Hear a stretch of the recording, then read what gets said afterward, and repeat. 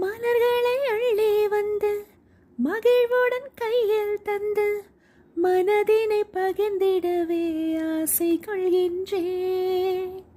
தடுப்பது என்ன என்று தவிக்கிறது நெஞ்சம் என்று நதியனில் இலையென நான் தோய்ந்து செல்கின்றேன். அரும்புகள் பூவாகும் அழகிய மாற்றம், 1000 ஆண்டாக பழகிய தோற்றம். ஒரு வெள்ளி கொலுசு போல இந்த மனசு சிணுங்கும் கீழே, அணியாத வைரம் போல புது நாணம் இணங்கும் மேல.